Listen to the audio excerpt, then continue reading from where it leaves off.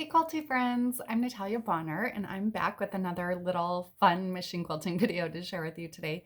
So this beautiful quilt I recently quilted for my client Jan. I've actually had a lot of people ask me recently, so I just thought I'd clarify it today. I'm sure I'll get asked again, but most of the quilts that I do share here on my YouTube channel are quilts that I am quilting for my clients. So yes, I do piece quilts. I love piecing quilts, but it seems as of lately, the majority of the quilts that I get to quilt are actually client quilts. So yes, this is a client quilt. Just a few things about this quilt before I actually get into the machine quilting and show you a little bit. The thread that I'm using on this quilt is So Fine by Superior Threads. That's what I'm using on the top. The thread that I do use on the bobbin for this entire quilt is Bottom Line, which is also by Superior Threads. So a couple of things to point out maybe for you to notice on this quilt. What I'm going to show you today is all just done in one thread color, but this quilt does have a lot of different colors on it. So I did switch thread colors and use multiple thread colors on the top and also on my bobbin. So there was a lot going on with this one. The next question that I get asked a lot of times is batting. What type of batting do you use? So on this particular quilt, I am using one layer of Quilter's Dream wool batting. I really love the results that I'm able to create with the Quilter's Dream wool. So for a quilt like this where I want it to stay soft, but I still want to have some really great texture, the Quilter's Dream wool is just kind of my batting of choice. The other question that I've been asked a lot lately is about my stitch length. So all of my machine quilting, I do use my stitch regulator. So I do all of my machine quilting on a Gammill 22-inch machine. You can see it right over there. It is most of the stuff that I share with you here is hand guided. If I ever do anything with the computer, I'll let you know, but mostly hand guided, and my stitch length is set anywhere between 10 and 12 stitches per inch. That's just personally what I like to keep it up. Okay, so this little video that I'm going to show you today is a little bit of the echo work that I did around some of the appliques. So echoing is just so classic and traditional. This quilt's very classic. It's a very traditional looking quilt. Has a little bit brighter colors, which kind of livens it up a little bit, but I just really wanted to stick with some classic echoing on around the applique on this quilt. So one thing that I will point out, I guess another thing, I'm pointing out a lot of things, but it's something else I do want to mention on this particular quilt. So you can see when I show the images of the actual quilt that the applique sections are across the top and then down the sides. So with this quilt, I did quilt the applique sections, the echo around them, in the top and bottom sections. Then when all of the other machine quilting was completed on this quilt, I actually did take this quilt off the machine, turn it, and then quilt the other two, the echoes around the other two sections. The reason that I chose to do that on this quilt is because those sections are larger than my throat space. So if I were to do them when the quilt was loaded before rotating it, I would have had to have a lot of stops and starts with my echo quilting. So by rotating the quilt, I'm eliminating the stops and starts in my machine quilting. So enough with the introduction. Let's get to the machine quilting.